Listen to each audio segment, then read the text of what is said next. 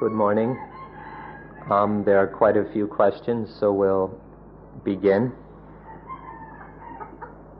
See how many we can cover. First question is, what is the difference between dhatus and dhammas, if any? ข้อแรกระหว่างสิ่งที่เรียกว่าธาตุกับสิ่งที่เรียกว่าธรรมมีข้อแตกต่างกันอย่างไรบ้าง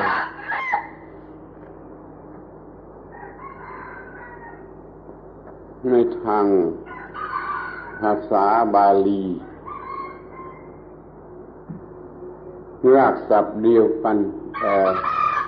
แปลว่าสิ่งที่ทรงตัวเองทรงตัวเองแต่เมื่อใช้ศึกษา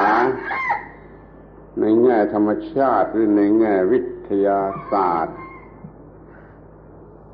เราใช้คำว่าธาตุแต่ใช้ในแง่ศาสนาหรือศีลธรรมเราก็ใช้คำว่าธรรมมันก็ต่างกันวิธีใช้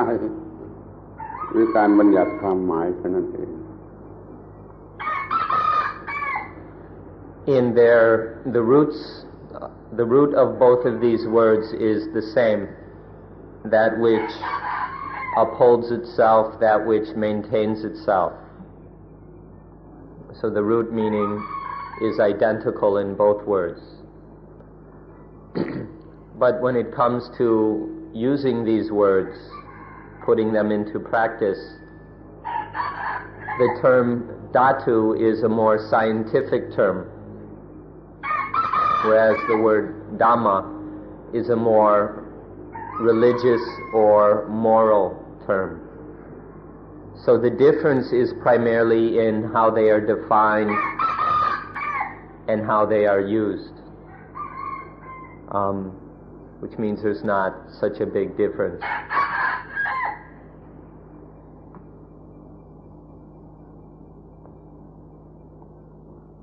Paula? Okay. The second question is, how does Dhamma, and we'll save that one a bit. In everyday city life, would there be any real, tangible benefit from the casual study of these laws of such as impermanence, conditionality, not self, etc. ในชีวิตประจำวันอยู่ในเมืองอยู่ในกรุงจะมีประโยชน์อะไรบ้างไหมประโยชน์ในทางปฏิบัติที่เป็นจริงเป็นจังจากการที่จะศึกษาแบบ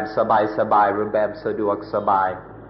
กฎธรรมชาติเช่นเรื่องอนิจจังเรื่องอิทัปปัจจยตาเรื่องลักษณ์อนัตตาการศึกษาเรื่องนี้แบบสะดวกสบายในชีวิตประจำวันของเมืองจะมีประโยชน์อะไรไหมครับเรื่องอิทัปปัจจยตาโดยเฉพาะคือศึกษาได้ทุกแห่งและทุกเวลาทุกสถานที่คือมันจะต่างกันมันก็มีอิทัปปัจจยตาเฉพาะเรื่องนั้นๆที่จะต้องศึกษาด้วยกันทั้งนั้นโดยเฉพาะเรื่องอนิจจังทุกขังอนัตตาในป่าก็มีในเมืองก็มีในโลกนี้ก็มีในเมืองสวรรค์ก็มีจึงพูดได้ว่าศึกษาได้ผลอย่างเดียวกันแต่ว่ามันจะต้องมีวิธีศึกษาคนละอย่างเพราะว่าอิทัปปัจจยตาครอบงำหมดทั้งจักรวาลเราจะศึกษาที่ไหนก็ได้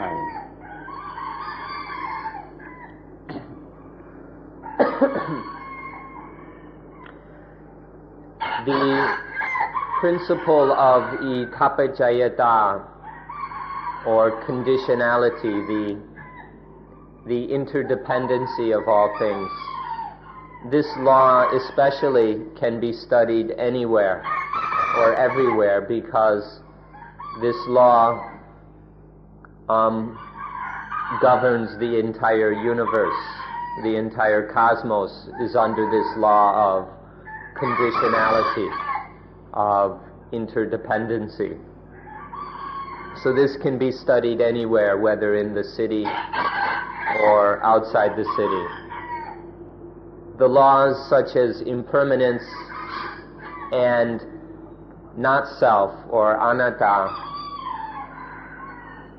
are related to specific situations, specific problems. But still they can be studied both in the forest and in the city. It's not dependent so much on place. But the law of ithapajayata covers everything, and so it can be studied anywhere, at any time. พูดได้อีกอย่างหนึ่งว่าถ้ามีกฎของ time and space ครอบงำอยู่ที่ไหนที่นั่นศึกษาอิทัปปัจจยตาได้ทั้งนั้นดังนั้นจึงไม่จำกัดว่าในบ้านหรือในป่าหรือที่ไหน So anywhere where the laws of time and space apply, right there the law of ithapajayata, the natural principle of conditionality, can be studied right there and then, whether at home or in the market or in the forest. แล้วอนิจจังกับอนัตตาไม่สกลไม่ใช่เรื่องก็รวมอยู่นั่นแหละอนิจจังนะทุกขังมันก็รวมอยู่ในอิทัปปัจจยตาถ้ามันต้องเปลี่ยนมันจึงเป็นอนิจจัง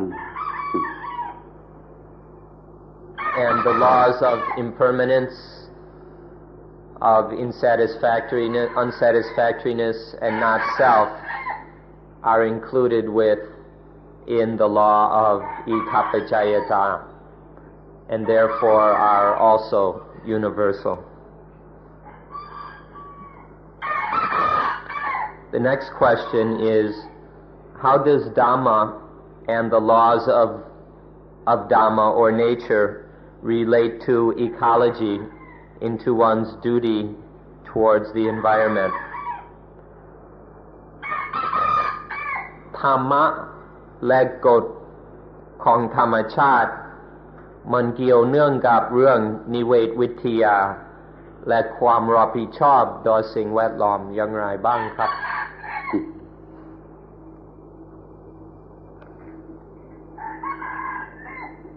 ทุกสิ่ง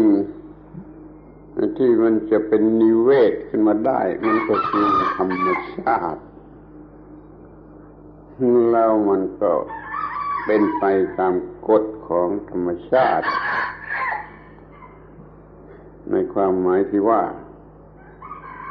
ถ้าเป็นอย่างนี้มันสกปรกถ้าเป็นอย่างนี้มันสะอาดถ้าเป็นอย่างนี้มันก็แล้วแต่จะเรียกการรับผิดชอบนี่เป็นเรื่องของมนุษย์บัญญัติธรรมชาติมีแต่ว่าถ้าจะทำอย่างนี้ก็สกปรกทำอย่างนี้ก็สะอาดจะไม่เรียกว่าธรรมชาติรับผิดชอบแต่ว่ามันก็มีเนื่องกันอยู่ที่ว่า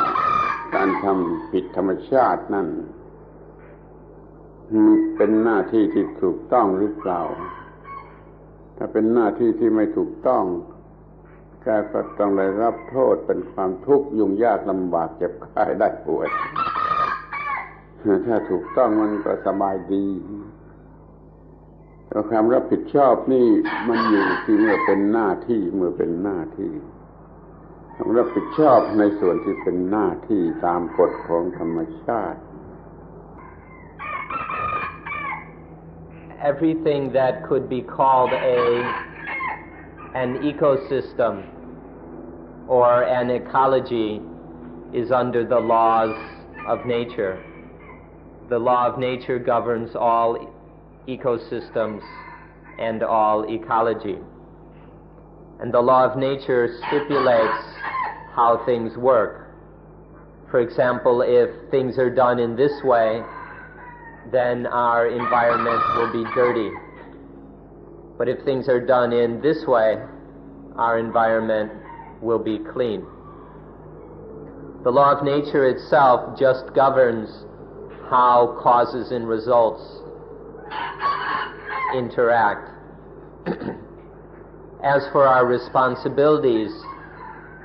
or duties regarding the environment, this is something that human beings create themselves. And so that's something human beings must discover and decide upon themselves. However, if those responsibilities which human beings decide upon, if they are incorrect according to the law of nature, then the result of those responsibilities will be pain, trouble, and dukkha. However, if those responsibilities are correct in terms of the law of nature, then the results will be well-being, comfort, and peace. So if we speak about the responsibility towards the environment, we should understand that in line with the duty according to natural law, which is the third meaning of the word Dhamma.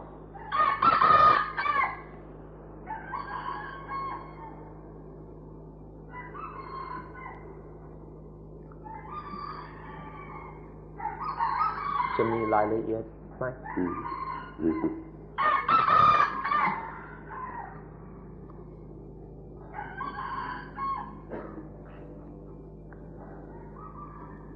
Evolution seems to have developed greater varieties of individual characteristics that support the concept of self in man than in most other beings. Why therefore fight against natural conditions by trying to eliminate self, no matter how noble the cause of peace may be? ปรากฏว่าวิวัฒนาการมันทำให้มีการเจริญของลักษณะแปลกๆออกไปเรื่อยเพื่อจะทำให้มนุษย์คือจะเพิ่มสิ่งหลายๆสิ่งที่จะช่วยมนุษย์ให้ยึดมั่นถือมั่นในคอนเซปต์ว่าตัวตนสิ่งนี้ก็มีมากกว่าในความแปลกต่างกันและความแปลกๆมีในมนุษย์มากกว่า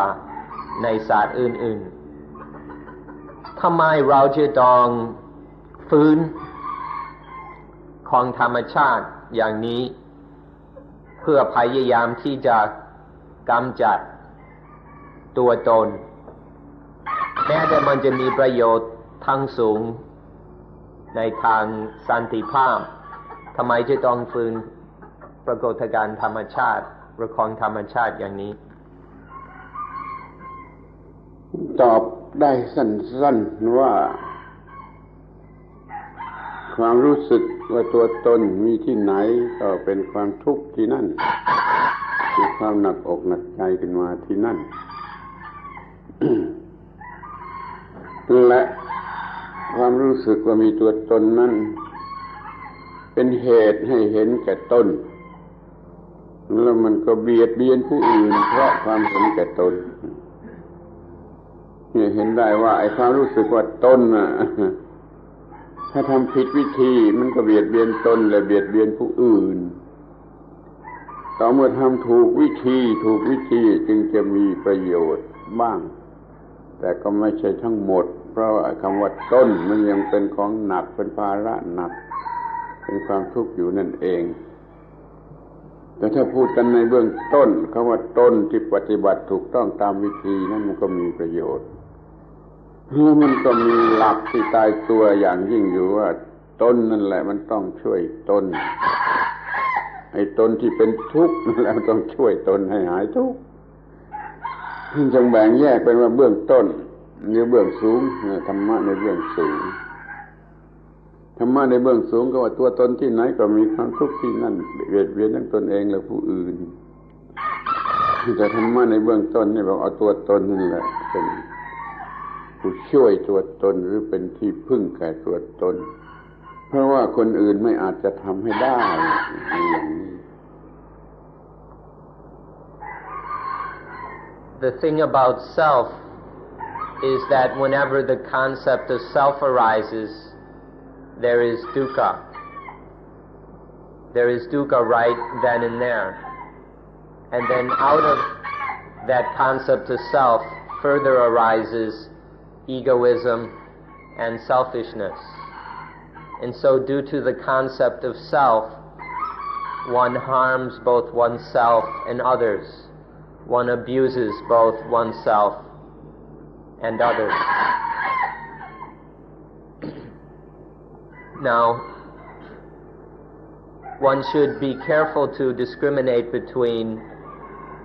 different levels of understanding and practice. For example, although there may be the concept of self, if it is dealt with correctly, if we practice properly, there will be some benefit in that self, and it will not harm others or oneself so much. But if the concept of self arises and we deal with it unwisely, then it will be the source of great harm for both oneself and others.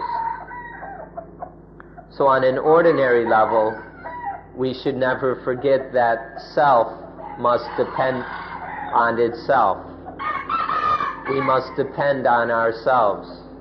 because there isn't anyone else who can do it for us. So on the beginning level, when getting started, one will still be operating with this concept of self. But on the higher level, the highest level of Dhamma,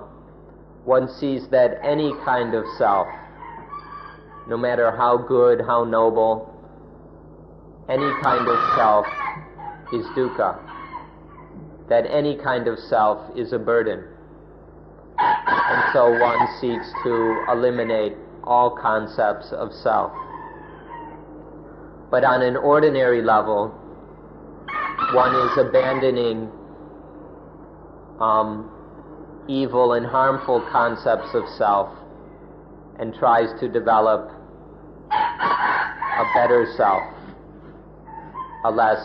troublesome self. พอหมดความรู้สึกว่าตัวตนมันก็หมดปัญหาทุกอย่างทุกประการที่ตัวตนจะต้องช่วยตัวตนเอง But once any feeling or sense of self is gone, then all problems and difficulties concerning how one must help oneself are finished. One no longer has to be concerned with depending on oneself or helping oneself.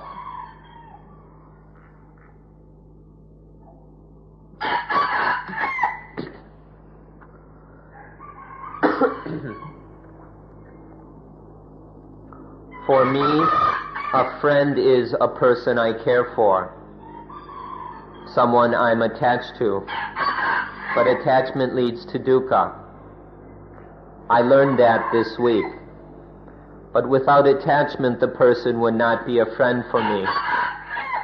So can you explain what friendship is for a Buddhist? สำหรับข้าพเจ้าเพื่อนคือบุคคลที่เราเอ็นดูซึ่งเรามีความยึดมั่นถือมั่นในเขาแต่ความยึดมั่นถือมั่นนั้นมันนำมาซึ่งความทุกข์อาทิตย์นี้ข้าพเจ้าได้เรียนว่ามันเป็นอย่างนั้นแต่ถ้าไม่มีความยึดมั่นถือมั่นบุคคลนั้นจะไม่เป็นเพื่อนสำหรับเราสำหรับข้าพเจ้าขอให้อธิบายว่าความเป็นเพื่อนเป็นอย่างไรสำหรับชาวพุทธมันต้องมองให้ลึกลงไปถึงว่าถึงความจริงที่ว่าต้องมีตัวตนหนึ่งจึงมีสิ่งที่เรียกว่าเพื่อนถ้าไม่มีตัวตนเพื่อนจะมีได้อย่างไรถ้าไม่มีตัวตนเพื่อนก็ไม่มีเดี๋ยวนี้เรายังมีตัวตนยังต้องการอะไรหลายๆอย่างจึงเป็นเหตุให้เกิดเพื่อนขึ้นมาเนี่ยอิทัปปัจจยตาสร้างเพื่อนขึ้นมาแล้วก็ต้องเป็นเพื่อนที่ถูกต้องคือช่วยให้สำเร็จประโยชน์ในสิ่งที่ควรทำเรียกว่าเป็นเพื่อนที่ดีเป็นกัลยาณมิตรนี่เป็นเรื่องศีลธรรมไม่ใช่เรื่องปรมัตถธรรมไอ้เรื่องเพื่อนนี่เป็นเรื่องทางศีลธรรมในขั้นต้นเราก็ต้องมีเพื่อนที่ดีมันก็จะง่ายขึ้นในการดำรงชีวิตหรือทำการงานใดๆนี่เป็นไปตามกฎอิทัปปัจจยตาด้วยเหมือนกัน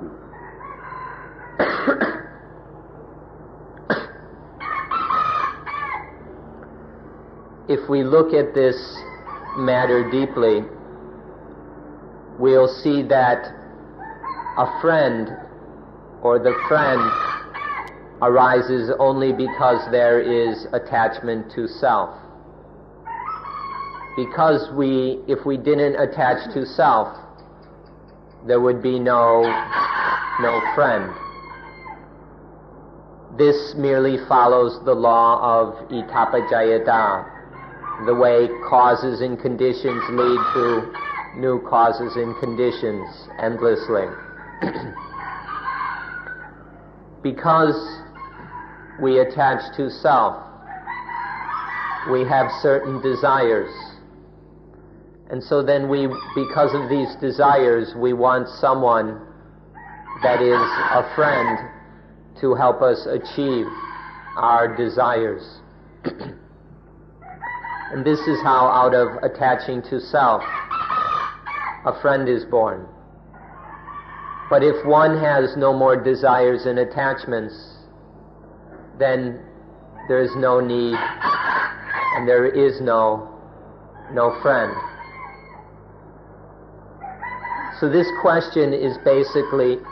however, when one is on this more ordinary level of life,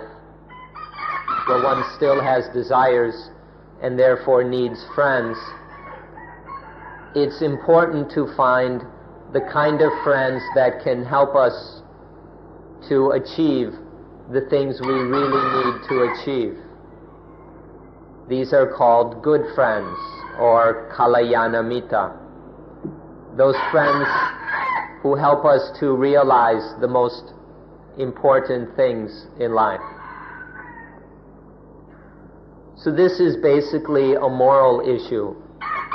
It's a matter of sila dhamma, of morality, just dealing with ordinary life in the world.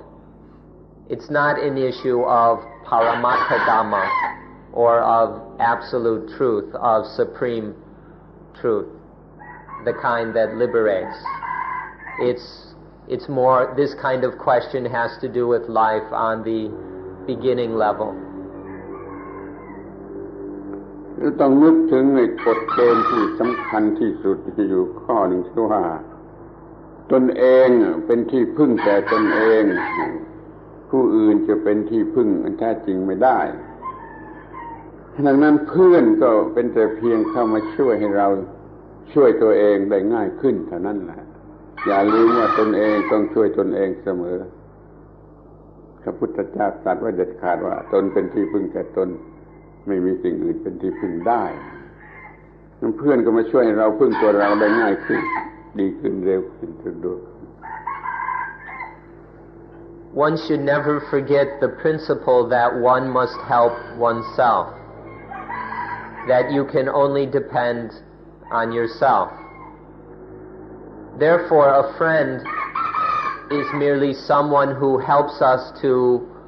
depend on ourselves more quickly, more easily. But we can never depend on that other person. But a good friend can help us to discover how to depend on ourselves. We should never forget this principle. The Buddha is a very important principle of the Buddhas, atahi atano nato, that one must depend on oneself, one must help oneself. No one else can help us. There isn't anyone else we can depend on.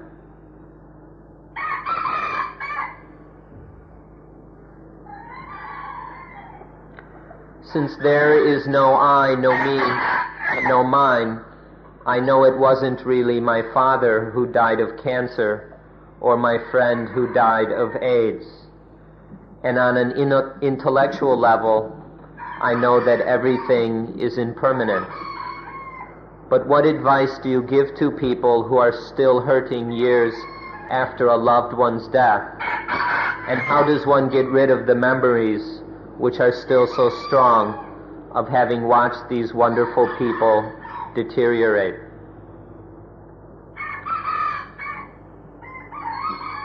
ในการที่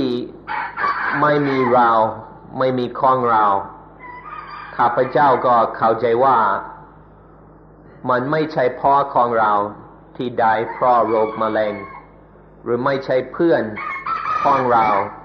ที่ได้เพราะโรคเอดส์ในระดับ intellectual ข้าพเจ้าสามารถรู้ว่า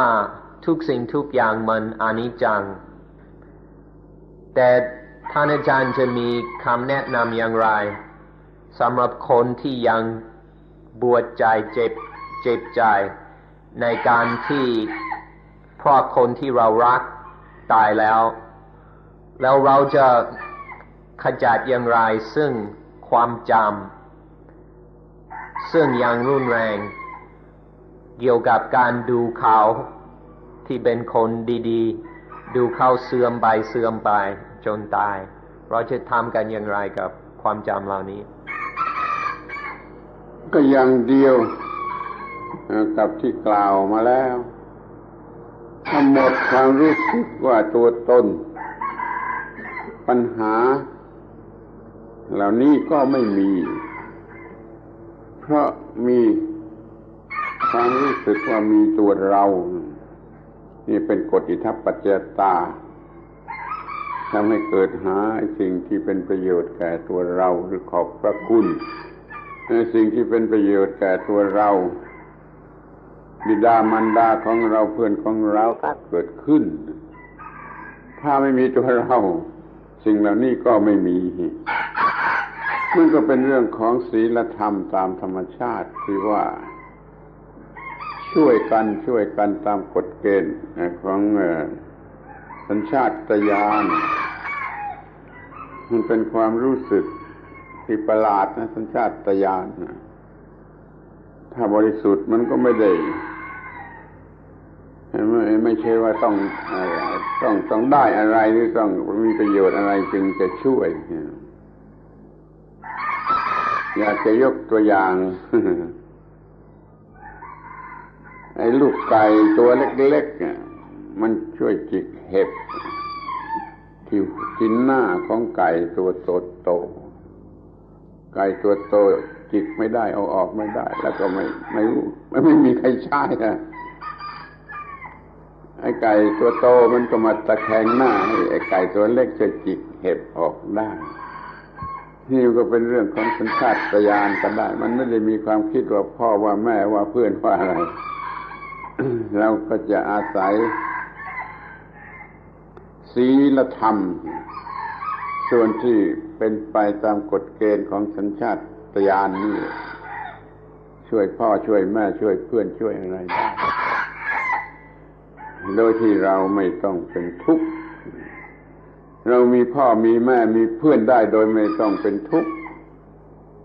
เราก็ช่วยพ่อช่วยเพื่อนช่วยอะไรได้โดยที่ไม่ต้องมีทุกข์หรือมีปัญหาถ้าตายไปถ้าเขาตายไปโดยกฎอิทัปปัจจตาก็บอกว่ามันเป็นเช่นนั่นเองเราก็ไม่ต้องเป็นทุกข์ดังนั้นให้เราใช้กฎอิทัปปัจจยตาให้ถูกต้องทุกๆปัญหาทุกๆปัญหาเราก็จะไม่มีความทุกข์ส่วนเรื่องทางจริยธรรมทางศีลธรรมเช่นเพื่อนนี่มันก็เป็นเรื่องของศีลธรรมหรือจริยธรรมเมื่อทำก็อีกส่วนนึงมันก็ได้ประโยชน์บ้างหรือเพิ่มขึ้นเหมือนกัน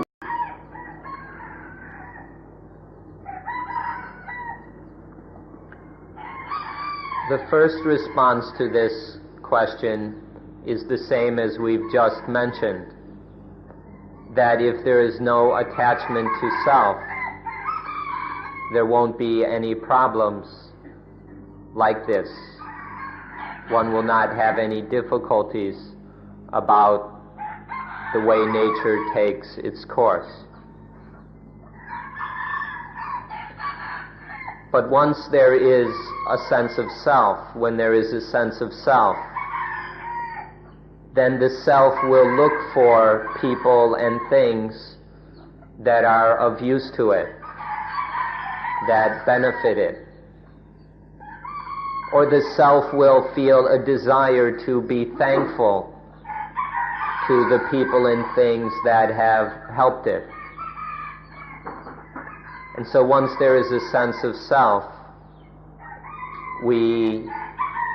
create this feeling of mind about other things, either the things that we want to get something from or the things that have benefited us.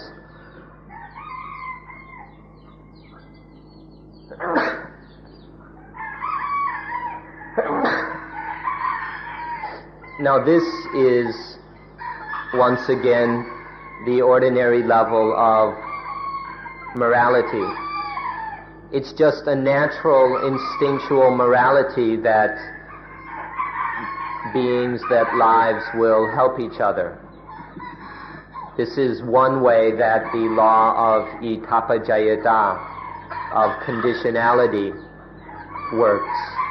It's just natural that things in nature will help each other.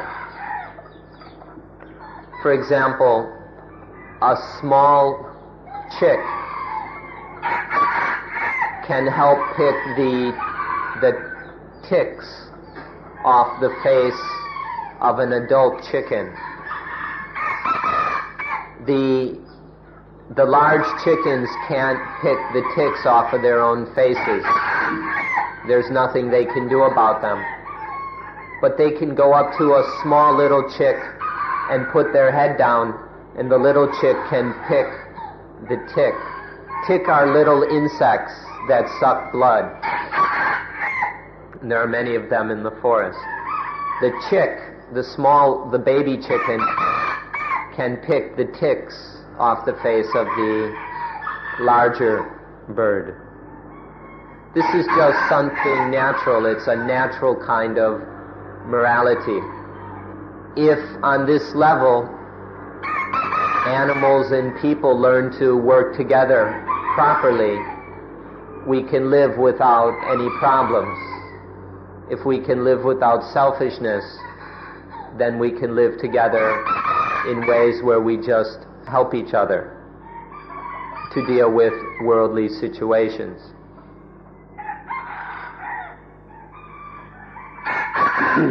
อาจารย์ขอพูดไม่ยาวครับผมจำไม่หมดอย่างเมื่อกี้นี้ผมพูดไม่หมดจำไม่ได้ มีความลับของธรรมชาติอยู่อย่างหนึ่ง อวิชชาหรืออุปาทานอวิชชาหรืออุปาทาน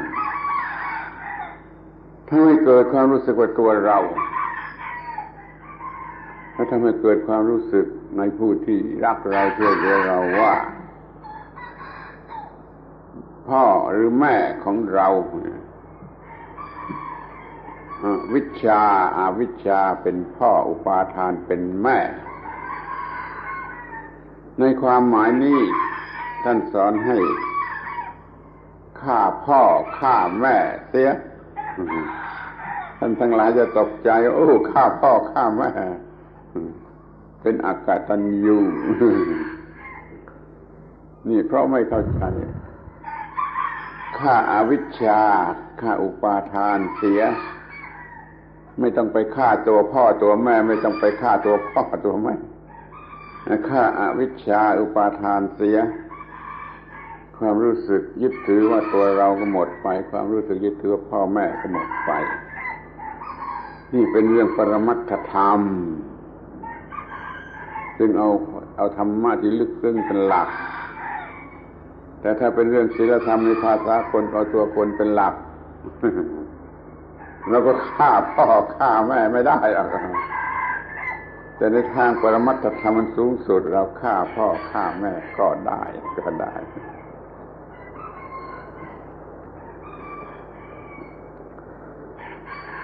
Now this natural morality and this instinctual helping of each other just follows from the law of itapajayata through the flow of causes and conditions which makes up nature. And so if someone dies, whether we die or the friend dies, if one understands the law of conditionality, then one will understand death. And instead of creating a problem or dukkha out of it, the death of whoever will be understood as just being thus. The thusness of it will be understood. It'll be seen as just that. That's the way things happen. And then there will be no attachment and no dukkha to the situation. So by understanding the law of conditionality of itapajayata, we can respond wisely to any situation. There's a secret in nature that all dukkha occurs because of ignorance, avijja, and attachment, upadana. And there's a place in the scriptures where the Buddha recommends to kill the mother and kill the father. The Buddha actually says this, to kill the mother and kill the father. But here, the father is ignorance and the mother is attachment. And so, when we speak on the highest level of Dhamma, it's okay to kill one's mother and father, because it's ignorance and attachment which gives birth to this sense of self. And if we kill that ignorance and that attachment, then there's no more self to be creating problems and dukkha. But if we speak in the normal way of morality,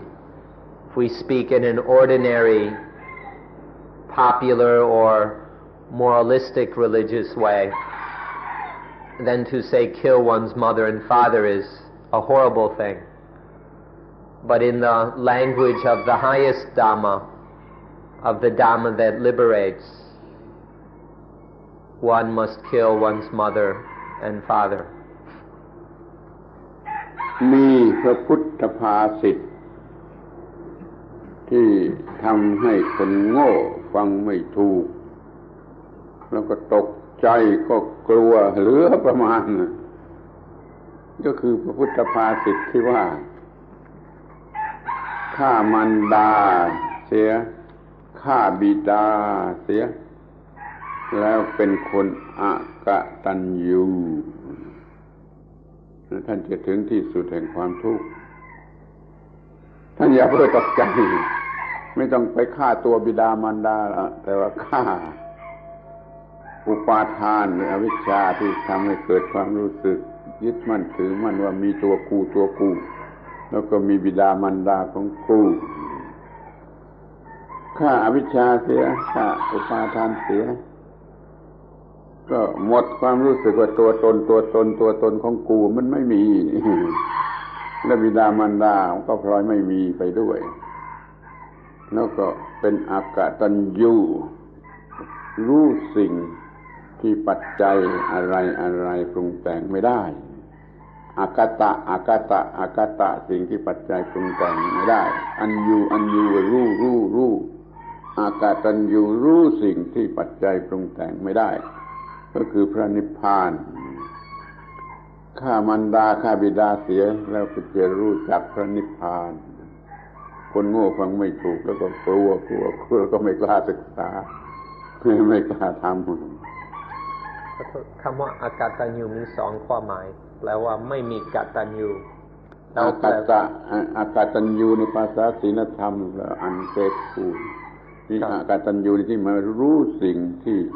เหตุปัจจัยปรุงแต่งไม่ได้ครับสองความหมายทางภาษาคนภาษา There are some sayings of the Buddha or Buddha Pasita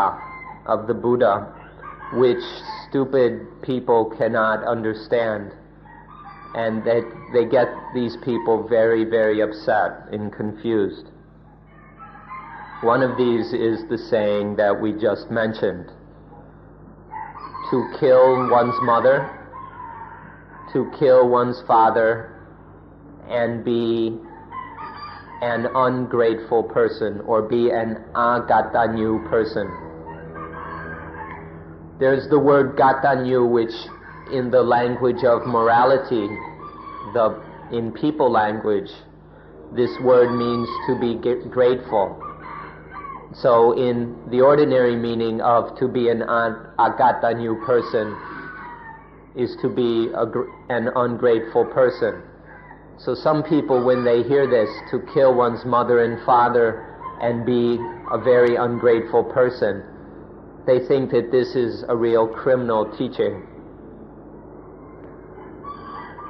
But the Buddha is not speaking in people language. Here he's speaking in the highest Dhamma language.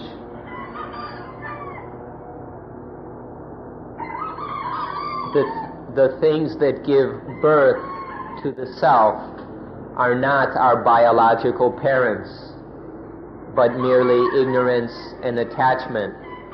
which give rise to the self. But once the self concept is born, then one attaches to this as my mother and that is my father and all that. So the Buddha said to get out of dukkha, to escape from dukkha, kill the mother, kill the father, and be an agatanyu person. But in Dhamma language, agatanyu doesn't mean ungrateful. Agata means that which is not made, not formed, not created. So the thing that is unconcocted, unaffected by any cause or conditions. And anyu means to know. So agatanyu here means be one who knows that which cannot be affected or concocted by anything. These words cannot be understood by people who do not understand the language of Dhamma. If we interpret everything in the simple language of morality, we will get very confused.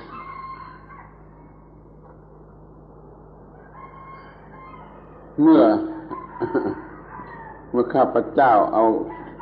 คำนี้มาพูดเป็นครั้งแรกก็ถูกด่าเลยถูกด่าว่าเอาเรื่องไม่จริงเอาเรื่องโกหก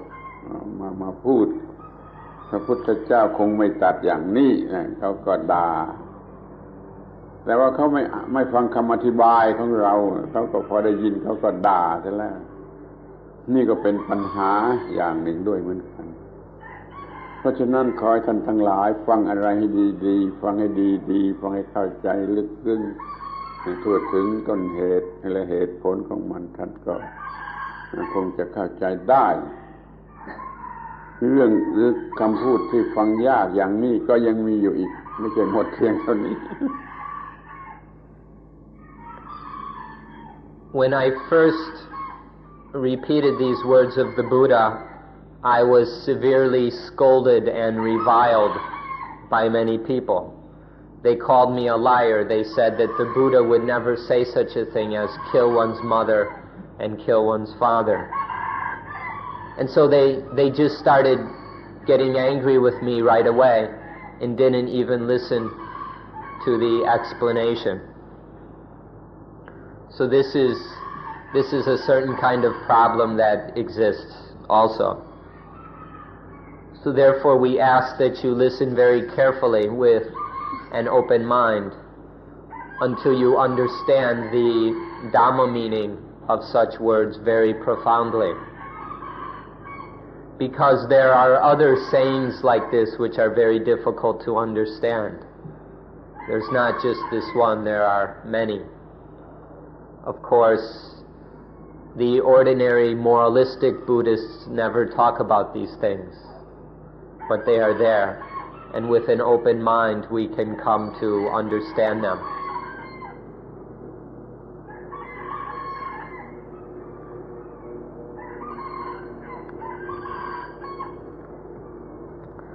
This is a long question. I'll try to get the main point. Buddhism is concerned only with the quenching of dukkha. All other concerns and questions not directly related to that are ultimately unimportant. However, it seems that humanity is spread out along a long road of evolution, and it is only those who naturally occupy a position towards the end of that road, namely near to Nibbana, and the realization of not-self, who are naturally, spiritually, and intellectually mature enough to be able to accept, benefit from, and understand such a refined, pure practice and philosophy as Buddhism. Meaning that all those others further back along the road, who are not so spiritually and intellectually mature, who make up the vast bulk of humanity, are not capable of accepting such a refined religion, and could be said that its very refinedness may be the thing that prevents spiritual progress and growth on a simpler level. Therefore, can it be said that Buddhism, especially Theravada Buddhism, is a religion that appeals and is directed towards a select majority? And it may explain why, even though Buddhism is the most advanced, evolved knowledge of mankind, it remains confined to a small section of the world. คำถามนี้มันยาวหน่อยจะพยายามสรุปนิดหน่อยจุดมุ่งประเด็นของพุทธศาสนาคือเรื่องดับทุกข์เท่านั้นเรื่องอื่นก็ไม่สำคัญแต่ปรากฏว่ามนุษย์เป็นอันมากมันอยู่ในการมันกระจัดกระจายอยู่ระหว่างถนนที่จะเดินทางไปสู่พระนิพพานคือในการวิวัฒนาการมีบางคนที่วิวัฒนาการน้อยกับคนที่วิวัฒนาการมากแล้วรู้สึกว่ามีแต่คนจำพวกหนึ่งซึ่งใกล้จะถึงนิพพาน ซึ่งมีความสามารถที่จะเข้าใจและรับประโยชน์จากพุทธศาสนาซึ่งประณีตอย่างยิ่งแต่คนเหล่าอื่นซึ่งไม่สมบูรณ์หรือไม่มีความสามารถเพียงพอเขาจะไม่รับประโยชน์จากพุทธศาสนาเลยเพราะว่ามันประณีตเกินไปสำหรับเขาและความประณีตนี้เองที่ทำให้คนเหล่านั้นจะก้าวหน้าไม่ได้เพราะฉะนั้นเป็นไปได้ไหมที่เราจะพูดว่าพุทธศาสนาเฉพาะอย่างยิ่งพูดฝ่ายเทรวาทเป็นศาสนาสำหรับบุคคลจำพวกน้อยแล้วนี้เป็นเหตุที่ทำให้พุทธศาสนาซึ่งเป็นความรู้และความเข้าใจอันสูงสุดที่มีอยู่ในโลกไม่ได้ขยายตัวอย่างกว้างขวาง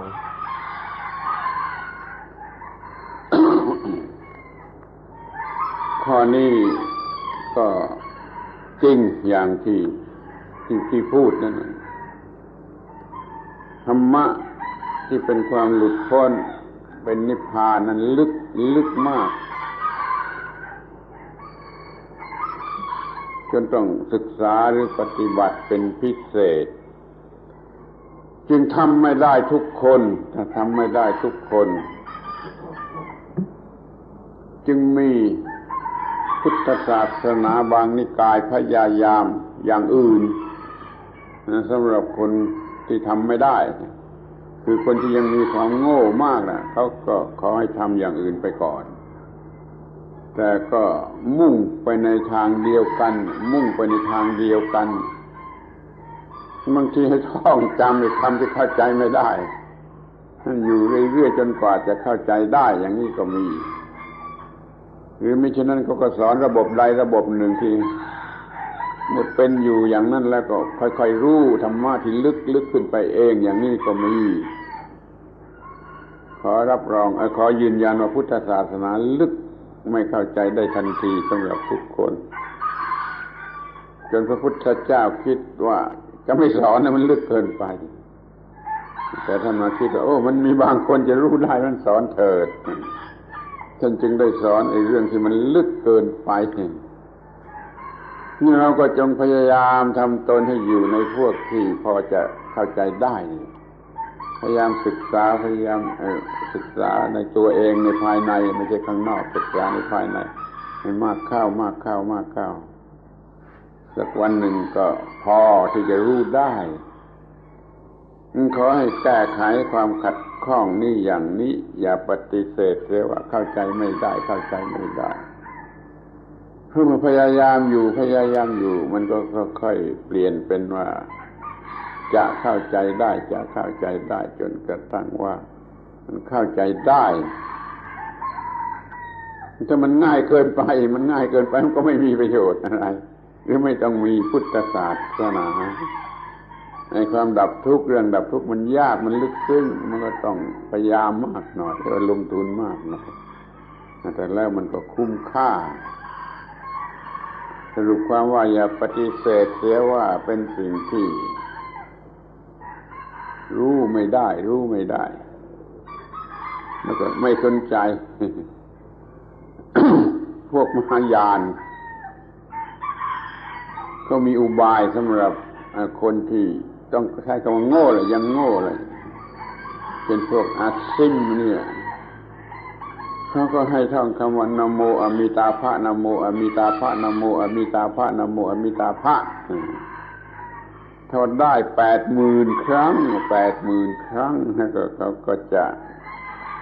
ไปนิพพานคือว่าจะมีรถ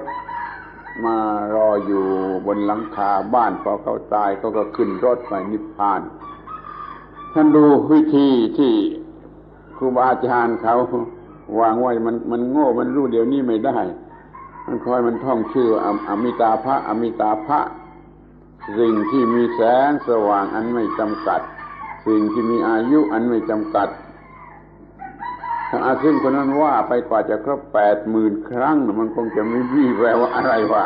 ะ ที่มีอายุไม่จำกัดเป็นนิรันดรแล้วก็มีแสงสว่างไม่จำกัดแสงสว่างส่องไปทั่วถึงไม่จำกัดอย่างนี้สำหรับคนที่เดี๋ยวนี้ยังโง่แล้วก็ให้มันเตรียมไปสำหรับจะฉลาดซึ่งเขาก็ไม่ละพยายามไม่ละความพยายามที่จะช่วยคนโง่พูดกับคนฉลาดก็พูดตรงๆคนโง่ฟังไม่ถูกก็หาอุบายวิธีอย่างใดอย่างหนึ่งมาพยายามจนให้เขาเข้าใจได้นี่ก็มีในฝ่ายมหายานโดยมากที่สุด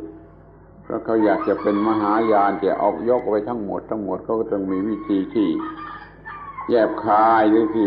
แปลกออกไปซึ่งเถรวาทไม่มีเพราะเถรวาทไม่ได้ตั้งใจอย่างนี้นั่นเขาให้คุณให้ความเข้าใจหรือให้อภัยที่ว่ามันยากมันก็ต้องพยายามมันก็พยายามอย่างนั้นอย่างนี้อย่างนั้นจนให้มันไปได้ในที่สุด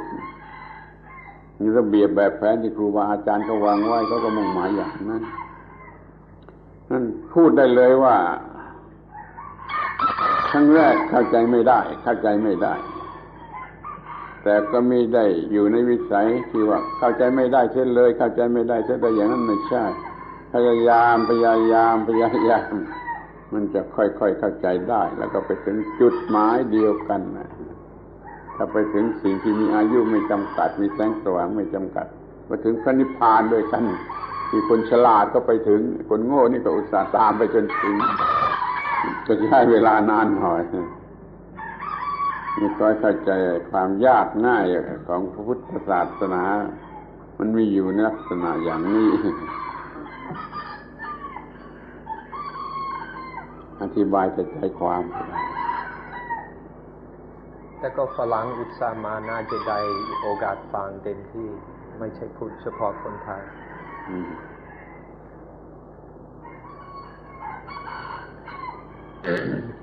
ยากแต่มีอุบายวิธีที่เข้าถึงได้แม้โดยคนที่ไม่ฉลาด Much of what you say is true. The reality which is called Nibbana is not understood easily or without effort in practice. This is very true. In fact, when the Buddha first awakened to dependent origination, to Nibbana, he thought that it was so difficult and profound that it wasn't worth trying to teach. But later he decided that there would be some people who were capable of understanding what he had discovered, and so he decided to teach. And then the teachings of the Buddha were recorded and passed on. But of course, these are very difficult for many people to understand. And we have to admit that there are people who are still rather stupid who cannot understand these things. And so there are various ways that have been developed to help these people. But at this point, let's be very careful about ourselves. When we say that these things are difficult to understand, we don't mean that they are impossible to understand. If they were impossible to understand, then there would be no Buddhism. Although difficult, they can be understood. And so each of us here should not use their difficulty as an excuse to say that I can't understand them, this is too difficult, this is beyond me. People who take that attitude are truly stupid, are too stupid to understand the teachings. But the approach of someone who is wiser and more intelligent is to do what is necessary to make oneself capable of understanding these things. Instead of denying the possibility of understanding, instead to to listen carefully, to reflect deeply, to practice, to put forth effort in order to be able to understand these things. It's not possible to understand them all at once. If you're waiting to be zapped by a magic wand, then you'll be very disappointed. But if you invest some time and effort, you'll get your money's worth. If by making yourself capable, you will come to the point where you can understand these things more and more. So this is something important to understand, to take a wise approach to the difficulty of these matters instead of a stupid approach. Now, in fact, Buddhism, in addition to trying to preserve very profound insights into the true nature of things, also has developed a number of techniques and practices for people of weaker commitment and intelligence. But if you study these, you'll see that some of these later inventions or creations of various teachers still have the same purpose. For example, there's a common practice for people who in Thailand are called asim. These are the old Chinese grandmothers who like to hang around the Chinese temples. And a common practice for them is to chant the words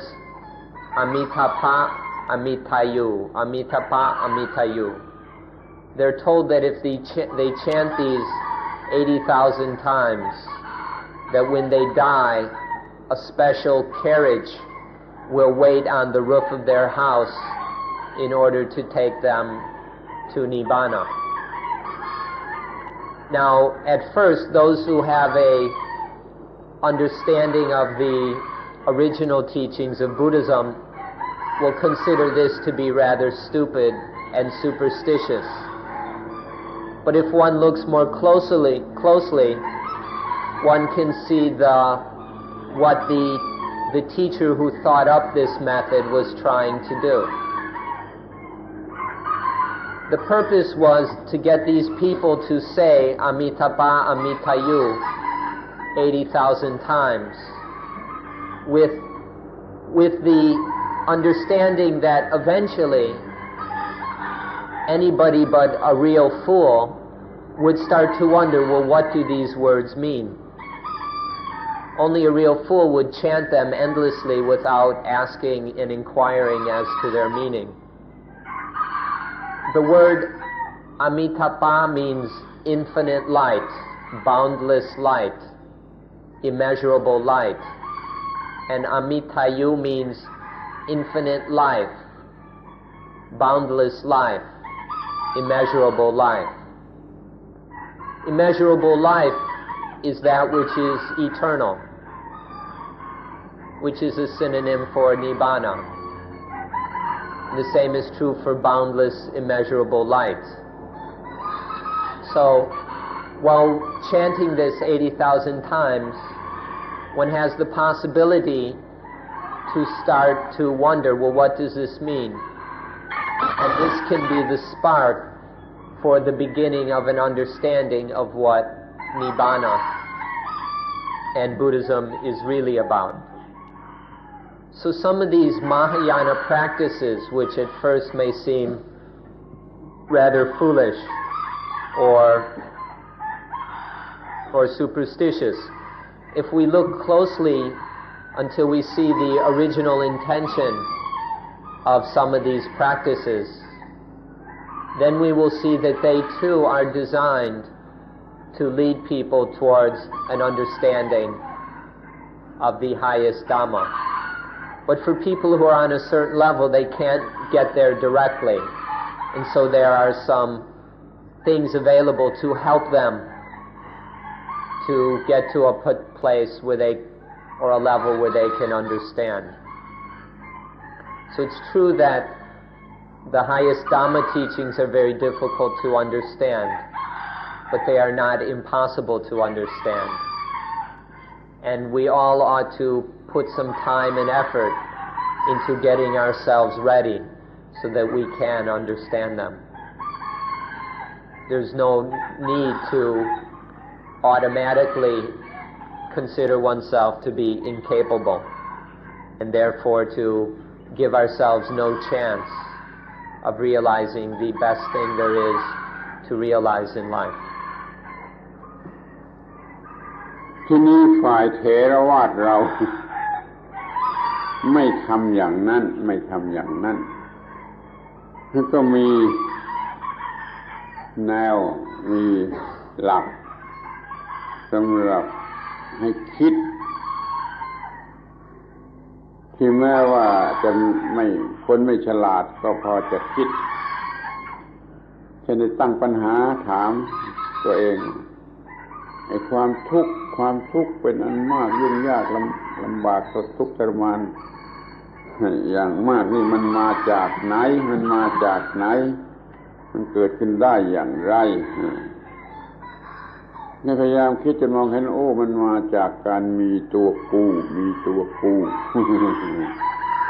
ไอ้ตัวกูนี่มันมาจากไหนนี่มันมาจากโง่เมื่อไปมีความอยากในสิ่งใดสิ่งหนึ่งก็มีตัวกูผู้อยากทำไมมันจึงไปอยากเพราะมันโง่มันไม่รู้ว่าเวทนาทั้งหลายทั้งปวงนั้นไม่ควรจะหลงไม่ควรจะอยากเวทนาทุกชนิดทำไมเวทนามันจึงมียั่วยวนอย่างนั้นก็มันเป็นธรรมชาติของมันอย่างนั้นแล้วมันก็เข้ามาจากการที่เราผัสสะคอนแทคสิ่งทั้งปวงรอบตัวเราอยู่เสมอแล้วข้อนี้มันช่วยไม่ได้เพราะเรามีตาหูจมูกลิ้นกายใจสำหรับทำผัสสะสิ่งที่จะถูกผัสสะก็มีอยู่ทั่วไปหมดมันจึงมีการ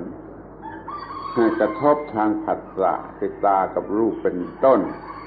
แล้วมันเกิดเวทนาแล้วหลงต่อเวทนาหลงความเป็นบวกหลงความเป็นลบแล้วมันก็อยากอย่างโง่ไปตามความเป็นบวกตามความเป็นลบพออยากมากเข้าก็มีตัวกูผู้อยากเพราะมีตัวกูผู้อยากนั้นก็เกิดความทุกข์ทันทีท่านศึกษาปฏิจจสมุปบาทมาบ้างแล้วพอสมควรที่ศึกษาท่านจงใช้วิธีอย่างนี้ความทุกข์มาจากไหนมาจากตัวกูมาจากไหนมันเกิดจากความยึดมั่นในสิ่งที่ตัวอยากเกิดความอยากแล้วก็ยึดมั่นในสิ่งที่ตัวอยากมาจากเวทนามาจากผัสสะมาจากการกระทบทางอายตนะอย่างนี้เหมาะสมสำหรับที่ว่ายุคนี้เป็นยุควิทยาศาสตร์เป็นยุคเทคโนโลยีจงใช้อุบายของพระพุทธศาสนาที่เหมาะกับยุควิทยาศาสตร์อย่างนี้กันให้ได้ทุกคนดีกว่าวิธีของอาซิม Now in Theravada Buddhism, such techniques are not used. Theravada Buddhism merely encourages people to think and reflect deeply about dukkha, and then to think and reflect into the causes of dukkha, to investigate where dukkha comes from, to investigate and see that all dukkha comes from ego, that without ego there is no dukkha, and then to investigate further that this ego merely comes from being stupid about desire. Because of our ignorance, we attach to desire as there being someone who desires. And so the ego is born out of this stupidity about desire. And then investigating, well, why does one desire? Desire happens merely because of ignorance about the feelings,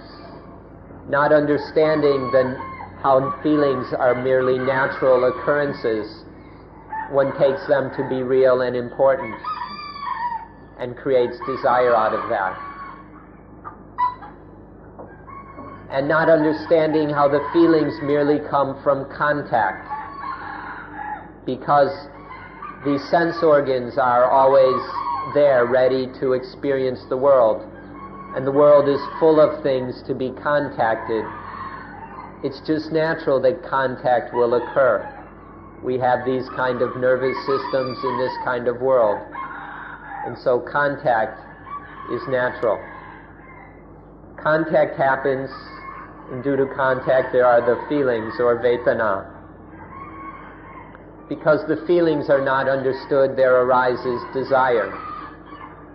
And through even more ignorance, the desire is attached to as being someone who desires.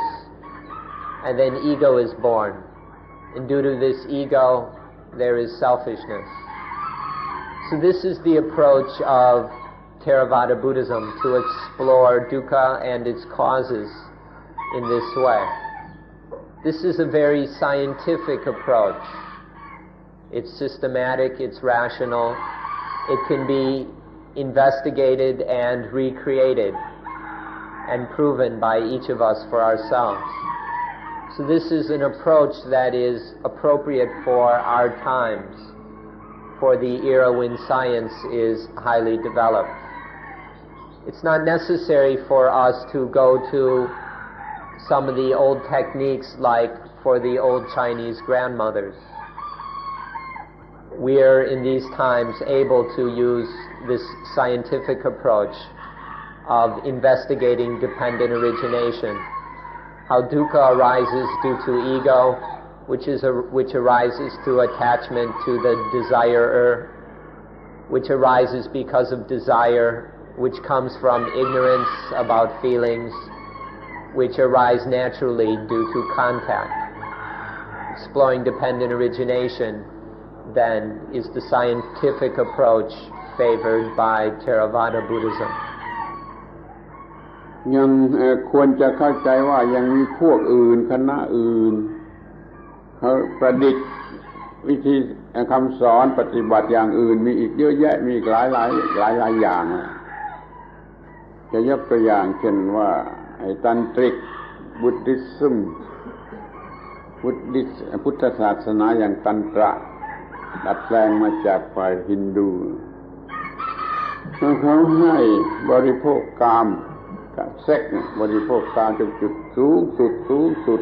ดแล้วก็เห็นว่าหลอกลวงเพราะเดี๋ยวมันก็หมดไปเดี๋ยวมันก็เปลี่ยนเป็นอื่นกามารมณ์มันสูงสุดเป็นสิ่งที่หลอกลวงเป็นสิ่งที่หลอกให้เกิดว่าตัวกูยิ่งสูงสุดยิ่งมีตัวกูพอเห็นว่าไอ้สูงสุดตัวกูนั่นน่ะหลอกลวงแล้วเขาก็หยุดหลอกลวงหยุดตัวกูเสียแล้วก็บรรลุธรรมะคือความหลุดพ้นได้เหมือนกัน แต่ขอแนะนำว่าอย่างนี้อย่าไปลองเลยเดี๋ยวมันติดบ่วงอยู่ที่นั่นออกไม่ได้แต่ขอให้ทราบว่ามีผู้พยายามคิดหลายวิธีหลายแบบอย่างที่จะให้ออกมาจากตัวกู้เขาขอบอกกล่าวหลักที่สำคัญที่สุดว่าพุทธศาสนาแขนงไหนนิกายไหนกี่อย่างก็ตามมันก็เพื่อจะถอนตัวกู้เพื่อจะเลิกตัวกู้เพื่อจะถอนตัวกู้ด้วยกันทั้งนั้นแหละนั่นมันจึงอยู่ที่ว่าถอนตัวกูได้โดยวิธีใดนั่นแหละวิธีออกจากความทุกข์ทั้งปวงจงสรุปความว่าพุทธศาสนามีหัวใจว่าถอนตัวกูเลิกไม่มีความคิดเลิกไม่คือไม่มีความคิดว่าตัวกูนั่นคือความดับทุกข์แต่วิธีจะทำอย่างนั้นมีกี่อย่างก็ไปคิดเอาเองบ้างก็ได้ Since the Buddha's time, many people have tried to find various other ways, all kinds of ways to get free of self. There's a great variety now of techniques and approaches available. For example, in Tibetan Buddhism, they've got what is called Tantra, or it's often called Tantric Buddhism. They borrowed many techniques from Hinduism and incorporated them into their own form of Buddhism. one large aspect of Tantra involves sex. Instead of avoiding sex, they engage in sex totally in order to achieve the highest forms of sexual experience. Now, many people misunderstand this and just use it as an indulgence or an excuse to get obsessed with sex. But the purpose, supposedly, the way it's supposed to work, is that through experiencing the highest aspects of sexuality and sexual experience, that one sees how deceitful, how elusive it all is, that these experiences and the pleasures that come from them, no matter how powerful or special, deceive the mind, they trick the mind into attachment. And so the purpose is one will recognize that and then transcend all the sexuality and sex, and then realize liberation from self. So, if you understand what is supposed to happen, it's a way to get free of the self also. But we don't recommend that you use this approach, because it's a very tricky approach, and the vast majority of people just get stuck in sex. They get ensnared and trapped in it. Although many of the people want to think they're able to do it, but most of them get stuck. So we're not recommending this approach. We're just trying to illustrate the principle that since the Buddhist times, many forms of practice have been developed to get free of self. We, however, recommend that which has always been, since the very beginning, the central pillar or principle of Buddhism. And this is at the core of all these newer practices and techniques, which is to investigate the reality of dependent origination, to study dependent origination till one sees that the self is just something that originates dependent on other things, and so the self isn't really a self. This is the original way, and still the best, safest approach for getting free of self. And when the mind is free of all feelings and thoughts and concepts about self, then there is no way that any dukkha can happen. ขอให้จำไว้อย่างแน่นอนเด็ดขาดที่สุดว่าวิธีไหนก็ได้ถ้ามันถอนความรู้สึกว่าตัวกูของกูได้วิธีไหนก็ได้แต่มันก็มีหลายวิธีที่มันอันตรายที่มันหมิ่นเหม่ต่ออันตรายจะใช้กามารมณ์เป็นเครื่องช่วยหรือจะใช้การทรมานร่างกายให้เจ็บปวดเป็นเครื่องช่วยอันนี้เป็นอันตรายทางพุทธศาสนาไม่เอามาเอาวิธีที่สรุปว่าให้มีความถูกต้องอยู่ที่กายวาจาใจที่เรียกว่าอริยมรรคมีองค์8อริยมรรคมีองค์8อยู่อย่างนี้อยู่อย่างนี้อยู่อย่างนี้ตัวกูเกิดไม่ได้ตัวกูเกิดไม่ได้ตัวกูที่เกิดอยู่ตามสัญชาตญาณก็ค่อยร่อยรอไปจนหมดนั่นนี่หลักหัวใจของพุทธศาสนาให้เป็นอยู่อย่างถูกต้องจนตัวกูเกิดไม่ได้ถ้าถูกต้องก็หมายความว่าตัวกูเกิดไม่ได้แล้วมันค่อยๆลดไปที่มันมีอยู่เดิมตามสัญชาตญาณมันลดไปแล้วมันก็หมดนี่หัวใจของพระพุทธศาสนาเป็นอย่างนี้ไม่เหลือวิสัยนะถ้าสังเกตให้ดีศึกษาให้ดีพยายามปฏิบัติให้ดีก็ไม่เหลือวิสัยนะ So don't forget that if it will free us from self, then that's what we're looking for. If it will free it from self, that's what Buddhism is all about. Never forget that the essence of Buddhism is to get free of all thoughts, illusions concerning self, and then one will be free of all dukkha. But some of the approaches, For example, some of these tantric approaches which use sex, or other approaches which involve inflicting pain on the body. These approaches are very dangerous. One can get lost in them, as well as doing other kinds of harm to oneself and others.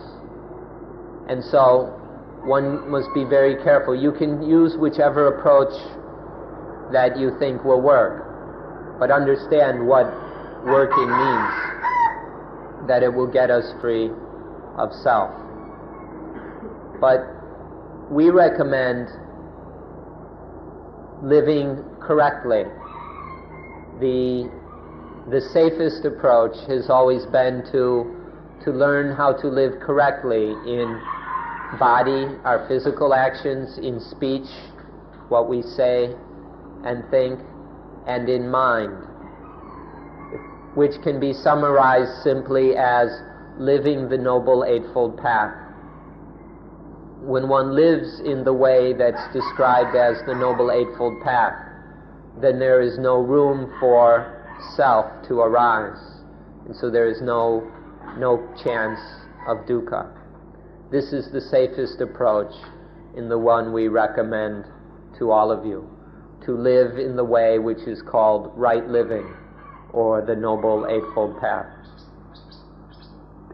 ถ้าจะพูดสำหรับพวกเราที่อยู่ในยุควิทยาศาสตร์โดยเฉพาะก็จะพูดโดยคำพูดอีกประโยคหนึ่งว่า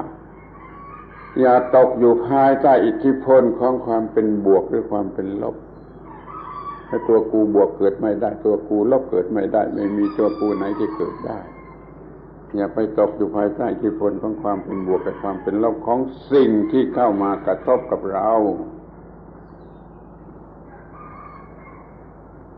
To put this in terms that are most appropriate for people who live in such an age of science as this, we can summarize this correct way of living as to not attach to positive and negative. When things make contact, when sight, sound, smells, etc. make contact, don't regard them as being positive or negative. If you don't regard them as positive and negative, you won't attach to them, and then this won't be the cause of ego, selfishness, and dukkha. คำพูดง่ายๆที่จะไปบอกลูกเด็กๆก็ว่า positive มัน pull in negative มัน push out มันมีตัวกูทั้ง pull in และ push out พยายามอย่าอยู่ภายใต้อิทธิพลของความเป็นบวก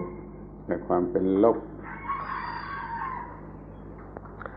To put it in words that a child can understand, we can say the positive pulls us in and the negative pushes out. The positive pulls in, the negative pushes out. So don't let anything pull you in or push you out, and then you will be free. มีอีกหลายคำถาม เป็น10 กว่า อันนี้มีนักวิทยาศาสตร์หนุ่มๆอยากจะถามเรื่องวิทยาศาสตร์ An important law of nature is the law of evolution. Let me add, this is according to modern science. It's not been absolutely proven. During evolution, only those individuals were able to survive and to give their genes to the next generation who were highly selfish and who had a strong desire to sexuality and good food, and who were able to learn from the past and to think about the future. Thus, the development of dukkha is inseparably related with the development of the human mind. Dukkha is a natural part of it. Without dukkha, no human mind. According to the law of evolution, the quenching of dukkha means quenching of a natural part of the mind. The law of evolution says dukkha is in line with nature. Buddhism says dukkha is not in line with nature. That is a misunderstanding. Do you deny the law of evolution as a law coining the nature of mind? คนนี้มีสานิธานหลายอย่างซึ่งอาจจะผิดก็ได้แต่เขาก็จำที่เขาคิดมีว่ากฎอันสำคัญอันหนึ่งของธรรมชาติก็คือกฎแห่งวิวัฒนาการตลอดระยะเวลาแห่งวิวัฒนาการบุคคลหรือสัตว์บุคคลที่สามารถที่จะอยู่รอดก็สามารถที่จะเผยแผ่กรรมพันธุ์ในชั่วคนหรือชั่วสัตว์ต่อไปบุคคลเหล่านี้ที่สามารถที่จะอยู่รอดต้องเห็นแก่ตัวอย่างยิ่งต้องมีความต้องการอย่างยิ่งอย่างเข้มข้นในทางกามารมณ์ต้องสามารถที่จะแสวงหาอาหารที่ดีแล้วสามารถเรียนรู้จากอดีตแล้วคิดนึกถึงอนาคตอันนี้นักวิทยาศาสตร์บางพวกก็คิดอย่างนี้แต่อีกหลายพวกไม่ยอมรับหรือบางพวกไม่ยอมรับเต็มที่เพราะฉะนั้นการเจริญขึ้นแห่งความทุกข์แยกไม่ออกจากการเจริญและวิวัฒนาการแห่งจิตของมนุษย์หมายความว่าความทุกข์เป็นส่วนหนึ่งของจิตตามธรรมชาติถ้าไม่มีความทุกข์ก็ไม่มีจิตมนุษย์ตามกฎแห่งวิวัฒนาการการดับทุกข์คือการดับส่วนที่เป็นหนึ่งซึ่งเป็นธรรมชาติของจิตกฎแห่งธรรมชาติบอกว่าความทุกข์มีอยู่ตามธรรมชาติพุทธศาสนาบอกว่าความทุกข์ไม่มีอยู่ตามธรรมชาติท่านจะปฏิเสธ กฎแห่งวิวัฒนาการอย่างนี้ที่เป็นกฎซึ่งเป็นเหตุที่จะปรุงแต่งจิตของมนุษย์หรือธรรมชาติของจิตหรือไม่ข้อนี้ก็ตอบได้ง่ายนิดเดียววิวัฒนาการที่ผิดและสูญพันธุ์ไปเสียไม่ปรากฏเหลืออยู่มากมายแต่อย่างเดียวเท่านั้นที่ถูกต้องมันจึงเหลืออยู่เป็นวิวัฒนาการที่เหลืออยู่อย่างที่ว่า the fittest the survival มันต้องถูกต้องฉะนั้นมันจึงเหลืออยู่วิวัฒนาการตั้งร้อยตั้งพันตั้งหมื่นกระแสไม่ถูกต้องมันสูญหายไปหมดแล้วนะอย่าไปคิดว่ามันเป็นความถูกต้องไปเสียหมดวิวัฒนาการที่ผิดมันก็ฆ่าตัวเองก็สูญหายไปหมดมันรอดอยู่ได้ความถูกต้องเพราะเราจึงยึดเอาความถูกต้องนี่เป็นหลักและมีชีวิตอยู่โดยไม่ต้องเป็นทุกข์ไม่ดีกว่าหรือมีชีวิตหรือวิวัฒนาการก็ตามที่ถูกต้องโดยไม่ต้องเป็นทุกข์อย่างนี้ไม่ดีกว่าหรือพุทธศาสนาพยายามจะชี้ในแง่นี้ที่เราจะอยู่อย่างถูกต้องแล้วก็ไม่มีความทุกข์ก็ชี้เรื่องว่าอย่าอยู่ด้วยความคิดว่าตัวตนอยู่ด้วยความคิดว่ามันเป็นไปตามกฎของธรรมชาติคือกฎอิทัปปัจจยตา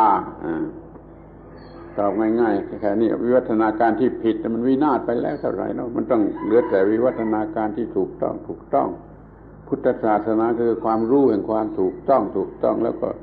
มีชีวิตอยู่โดยไม่ต้องมีความทุกข์อย่างนี้ไม่ดีกว่าหรือ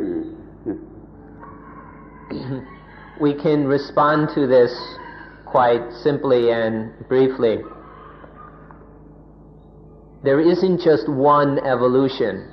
but there are many lines of evolution, the vast majority of which have failed, which have ended in extinction or death. These are all forms of evolution which are incorrect. But that kind of evolution or that line of evolution which has survived is that which is correct. The incorrect lines of evolution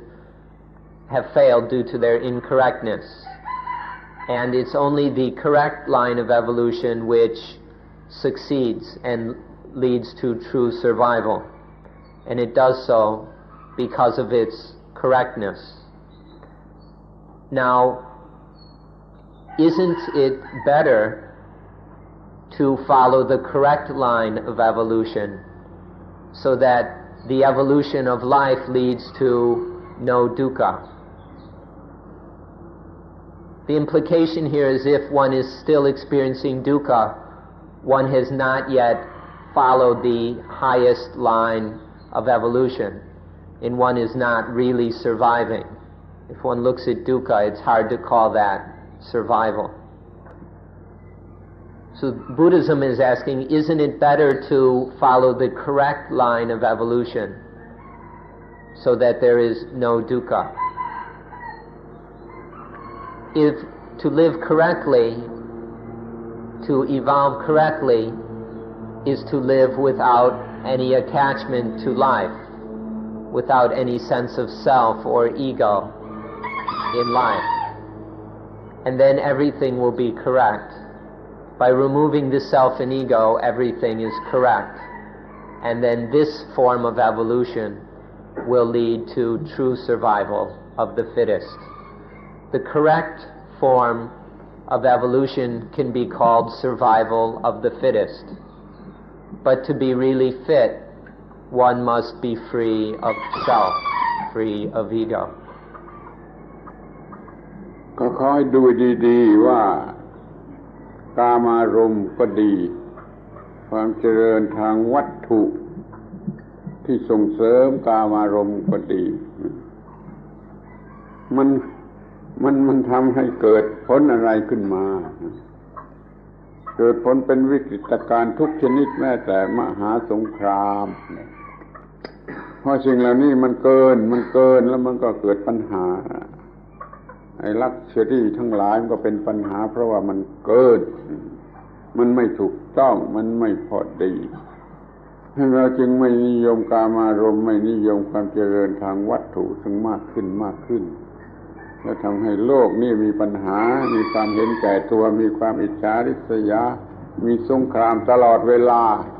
ไม่สงครามร้อนก็สงครามเย็นอย่าไปหลงไหลกับความเจริญในทางวัตถุต่อเมื่อมันถูกต้องกามารมณ์นี่ถ้าใช้ถูกต้องก็ยังพอมีประโยชน์ความเจริญทางวัตถุก็ถ้าใช้ถูกต้องอยู่ในความควบคุมก็พอมีประโยชน์พอควบคุมไม่ได้มันก็เกิดตัวกูก็วินาศทั้งนั้นแหละไม่ว่ากามารมณ์หรือความเจริญทางวัตถุในระดับใดๆพอควบคุมไม่ได้มันก็วินาศทั้งนั้น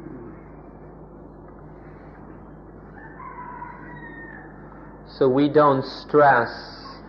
sex or the material sensual things that support sex and sexuality.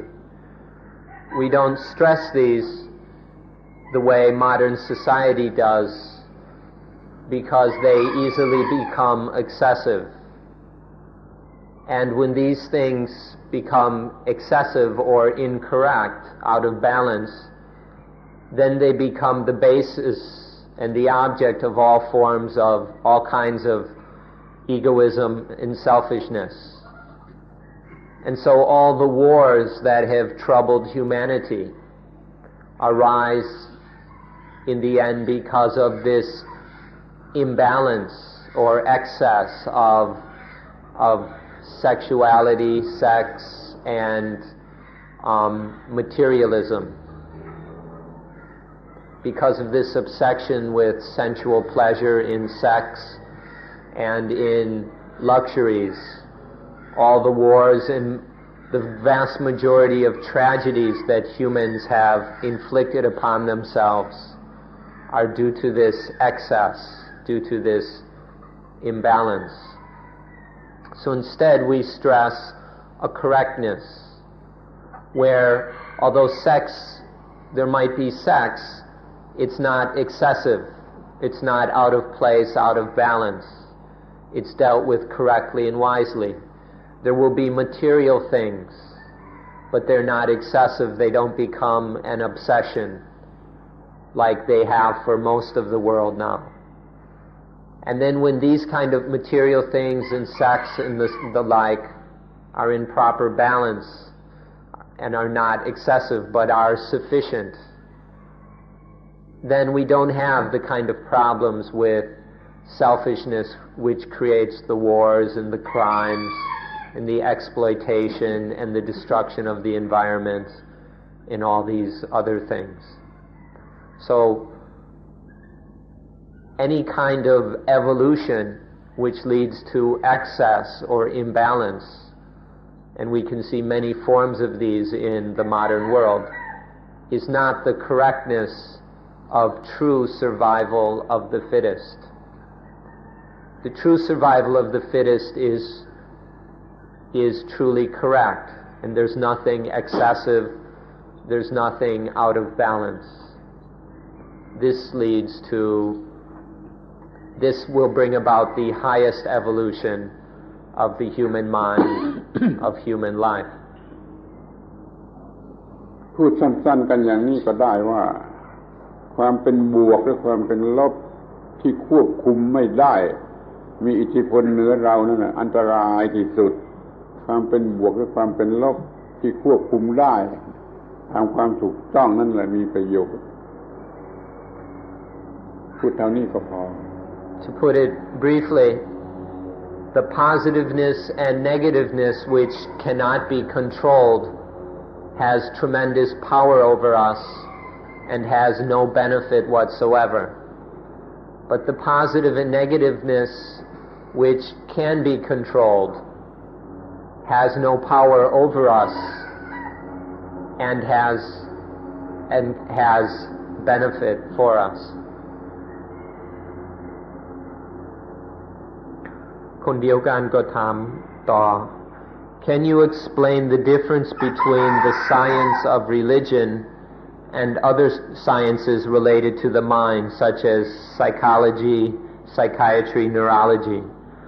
Talking about the spiritual aspect of nature,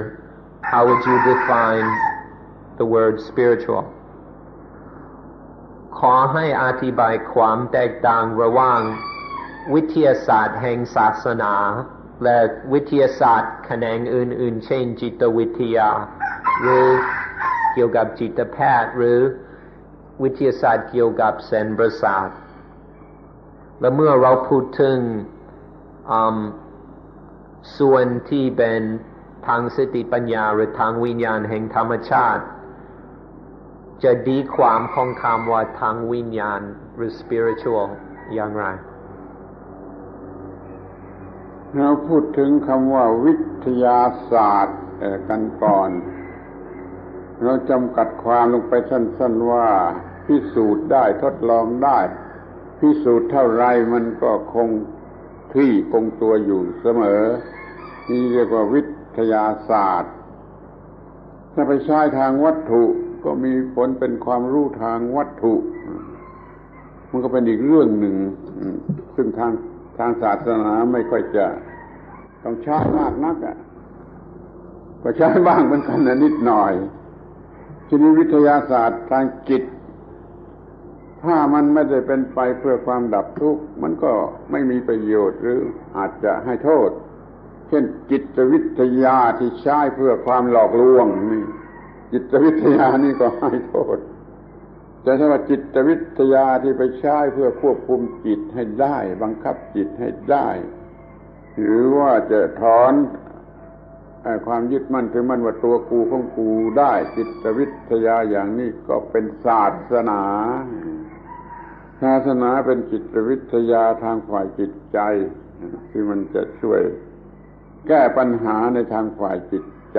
มันไม่คดโกงจิตวิทยาโลกนี้มันคดโกงจิตวิทยาถูกต้องไม่คดโกงฝ่ายพุทธศาสนาเป็นต้นมันก็คือถอนตัวกูถอนคอนเซปชันว่าตัวกูว่าของกูได้เท่านั้นเองแล้วก็หมดทุกข์หมดปัญหาเรื่องความทุกข์ไอ้ spirituality ก็หมายถึงข้อนี้คือว่าจะแก้ปัญหาในส่วนลึกที่สุดทางจิตใจที่ธรรมดาแก้กันไม่ได้ First, let's consider what is meant by science. For us, when we speak of science, we mean that which can be proven directly through our own experience, that which can be investigated, experienced, and proven directly, where we don't have to rely on logic or belief or anything like that. Which, by the way, much of what is called science nowadays cannot be proven. It's deducted using logic. But for us, science can be directly experienced and proven through our direct experience, and other people can recreate those experiences for themselves, thus proving it for themselves. So this is what we mean by science. The science of religion is science of the mind. Much of the science that we're familiar with nowadays is merely material or physical science. Even a lot of psychology deals much more with chemicals and neurons than with mental things. So most of modern science is material in dealing with physical things, which is pretty much outside the scope of religious science or the science of religion, because science of religion is interested in mental or spiritual things. When we say this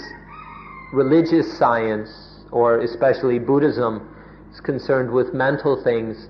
we mean problems for the mind, those things which are problems and therefore painful for the mind, which of course means dukkha. So religious science is the science which leads to an understanding of these mental problems, and then a way of ending or solving the problems. Take, for example, modern psychology. This can come in two basic forms. There's a certain kind of psychology in the world that is used, although it deals with mental things, is primarily for the purpose of tricking people. Billions of dollars of research are poured into a kind of psychology which is just used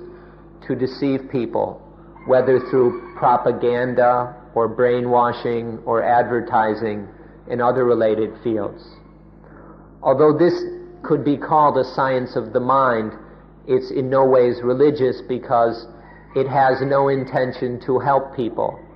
It's just deceiving and taking advantage of people. But another kind of psychology deals also with the mind, but it has the intention of helping people to end their mental problems. So any psychology which helps the mind to develop further in order to have control over itself, any kind of psychology that leads to self-control, or even further, elimination of the self, this could be considered religious science. So we could talk of spiritual psychology, which leads to freedom from self. And then there's the ordinary worldly psychology,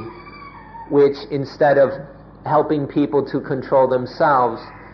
is used instead to control, manipulate, and exploit people. So this is the primary difference between what we could call religious science and worldly science. Worldly science is often material, and then worldly science especially is used to take advantage of people instead of to help them. So in the end, the word spiritual simply means to deal with the most profound and important problem of the mind, which is the problem of the dukkha created by attachment to self. So spiritual simply means the realm of attachment to self and getting free of attachment to self.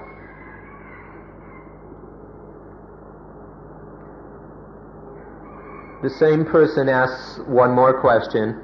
In order to know and understand nature and to practice correctly in line with nature, one can either go into the forest and learn your method of realizing Dhamma, or go into the laboratory investigating the law of nature and our duty by doing research. A. What do you think about the later approach? เพื่อที่จะเข้าใจธรรมชาติและปฏิบัติถูกต้องตามธรรมชาติเราก็สามารถที่จะเข้าไปอยู่ในป่าแล้วศึกษาวิธีเพื่อเข้าถึงธรรมะตามที่ท่านอาจารย์สอนหรือเราอาจจะเข้าไปในห้องแลบในห้องค้นคว้าแล้วศึกษาเรื่องกฎแห่งธรรมชาติแล้วหน้าที่โดยทำการวิจัยที่เขาทำกันอยู่แบบนักวิทยาศาสตร์สมัยใหม่หรือนักวิจัยวิธีที่หลังที่จะศึกษาธรรมชาติและกฎธรรมชาติตามแบบนักวิจัยแบบที่มีการอาจารย์จะคิดอย่างไรตอบว่าต้องใช้ทั้งสองอย่างถ้าเป็นเรื่องทางร่างกายทางจิตโดยเฉพาะคือทางฟิสิกส์หรือทางไซคิกเนี่ยทำในห้องแลบง่ายกว่าแต่ถ้าเป็นเรื่องทาง spirituality ทำในป่าง่ายกว่า In brief, we need both approaches. For studying physical things as well as psychic phenomena, the laboratory is better. For dealing with things that are purely material or just purely mental phenomena, psychic phenomena, the laboratory is best. But for studying spiritual things, the forest is best. ต่อก็ถามว่าเพื่อที่จะแวกหมานแห่งความรักแห่งชีวิตนักวิทยาศาสตร์จำเป็นที่จะต้องฆ่าสัตว์ในการค้นคว้าของเขาเพื่อเขาจะเข้าถึงกฎธรรมชาติเขาจะต้องใช้สัตว์แล้วก็ในการทดลองซึ่งก็เป็นการฆ่าอย่างโดยนานาวิธีปัญหาเช่นโรคเอดส์ก็จะแก้ไขได้ถ้าเราเข้าใจระบบด้านทานเต็มที่แต่เราไม่สามารถที่จะเอามนุษย์ไปทำการค้นคว้าเพราะฉะนั้นเราต้องศึกษาเรื่องระบบด้านทานหรือ immunity system of animals อาจารย์จะคิดยังไงเกี่ยวกับปัญหานี้เดี๋ยวผมลืมอ่านเป็นภาษาอังกฤษexcuse me, I forgot the English. In order to unveil the secrets of life, scientists must destroy life by using animals in experiments. For example, problems like AIDS can only be solved if one understands the immune system fully. Since we cannot use humans, we have to study the immune system in animals. What do you think about this problem? Do you think it's inappropriate to kill a few animals to save many human lives? Let me point out that the questioner is very biased and in fact loading assumptions. It's not a few animals to save many human lives, it's killing many animals to sometimes save many human lives, sometimes only a few. And sometimes just to make nice cosmetics to make women smell good. อาจารย์จะคิดอย่างไรเกี่ยวกับปัญหาอย่างนี้ที่จะต้องที่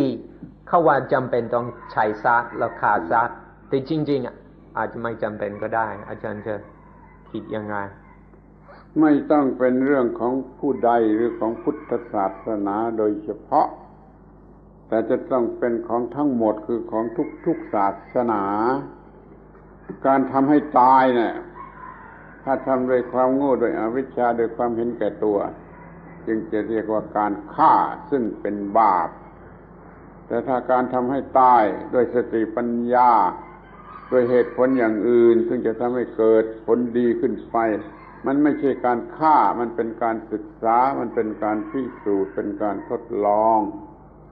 นั่นคำว่าทำสัตว์ให้ตายนั้นไม่เป็นบาปไปเสียทั้งหมดถ้าทำเป็นการฆ่านั่นน่ะโดยโทสะโดยอวิชชาอย่างนี้ก็เป็นการฆ่ามันก็เป็นบาปแต่ทำเป็นสติปัญญาความรู้สึกไม่ได้มีความโกรธเป็นการศึกษาเป็นการค้นคว้าเป็นการทดลองเป็นเพื่อประโยชน์ที่จำเป็นเช่นการทำแท้งอย่างมีเหตุผลอย่างนี้ไม่เป็นบาปลงความว่าการทำให้ตายนั่นมันอย่างเป็นบาปก็มีอย่างไม่เป็นบาปก็มีจะต้องเป็นกฎเกณฑ์ที่ต้องใช้ในระหว่างศาสนาทุกศาสนา There's an important principle to be understood, which is not a Buddhist principle, but it's a principle important in all religions. It's a fundamental Buddhist principle, a fundamental religious principle, which is that to kill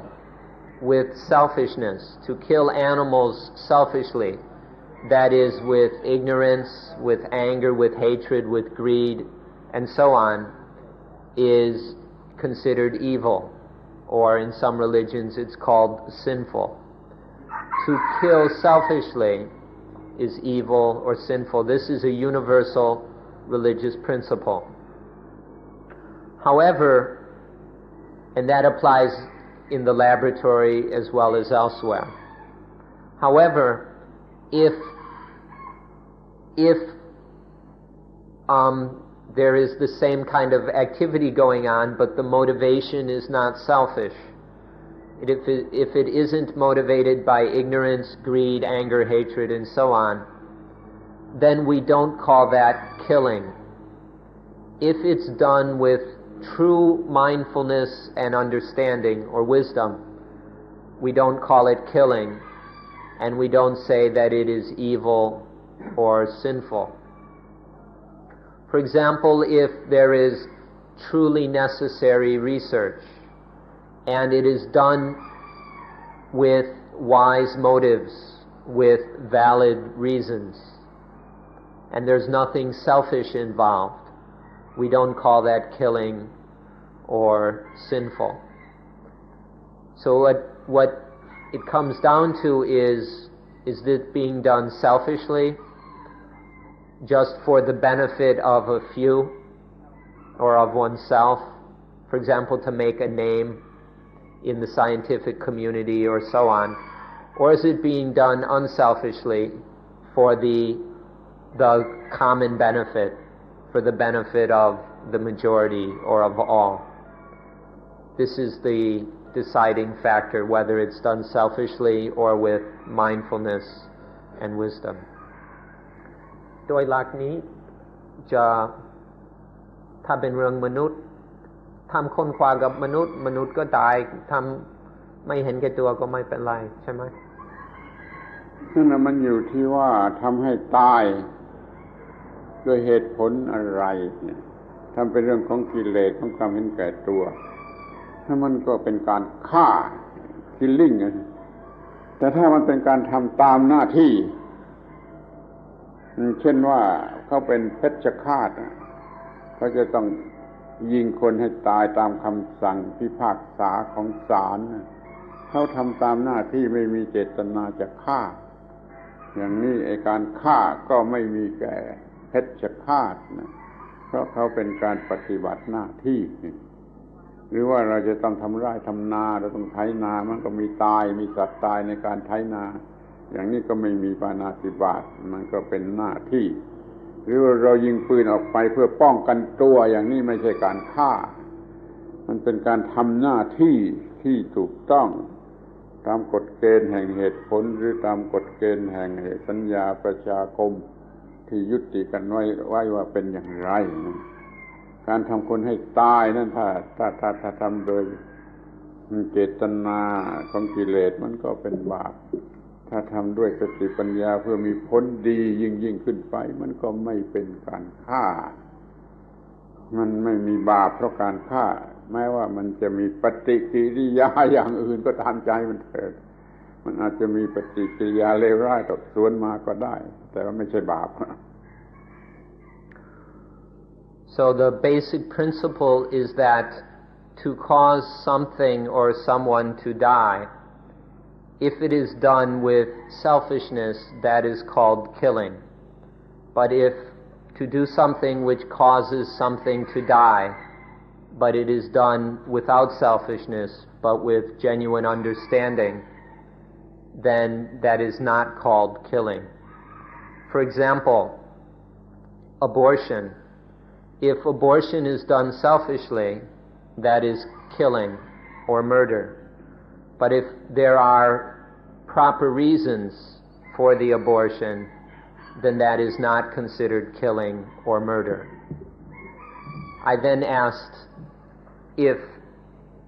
we use this principle as far as doing experiments on animals,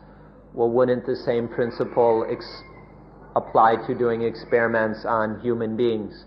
Because it's just a choice of our societies that we choose to experiment on animals, but it's considered immoral to experiment on human beings. We could choose to experiment on neither or on both also.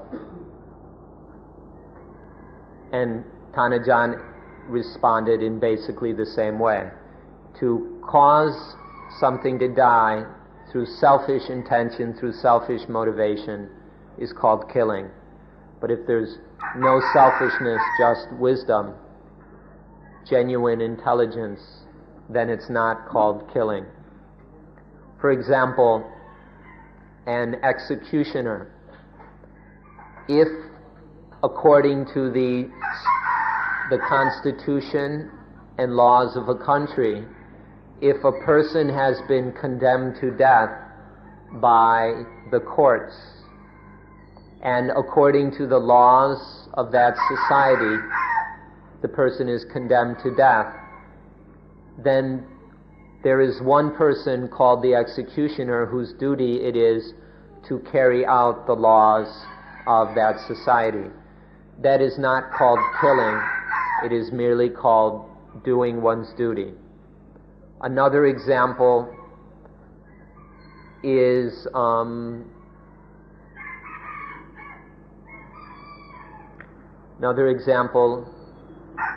he gave three, let me think of the others.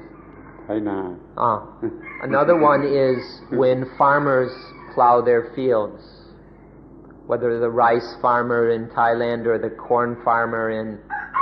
America or the wheat farmer in Russia. When the farmer plows his or her fields,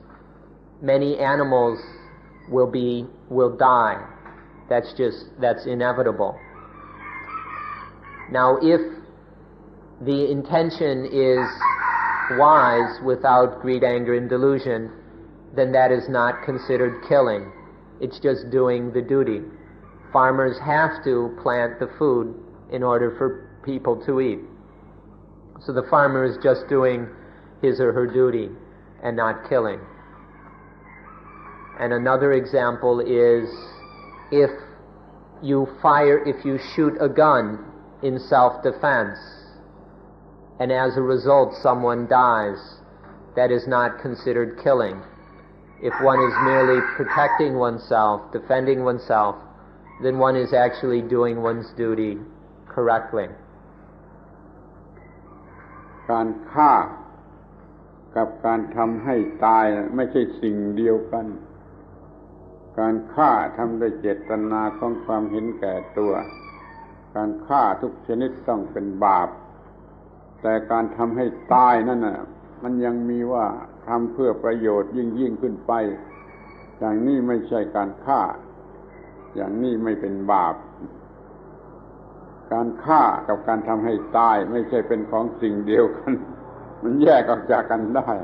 การฆ่าทำด้วยความเห็นแก่ตัวการทำให้ตายอันเห็นแก่ตัวก็ได้ไม่เห็นแก่ตัวก็ได้มันจึงไม่ใช่สิ่งเดียวกัน So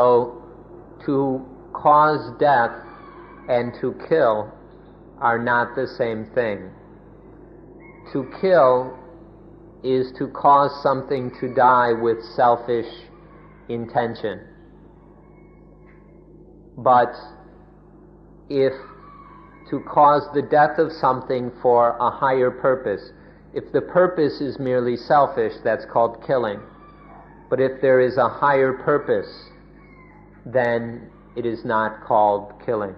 So don't think that these two things are the same.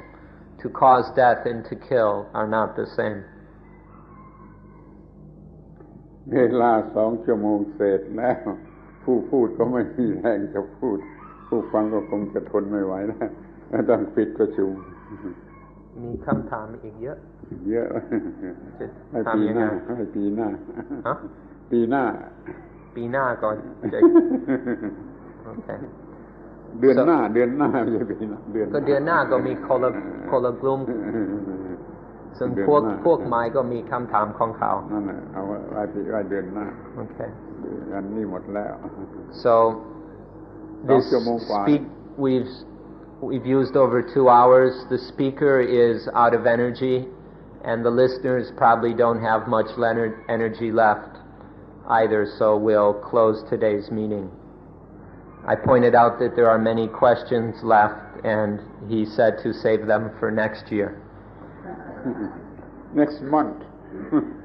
Which he then changed to next month. So that's all.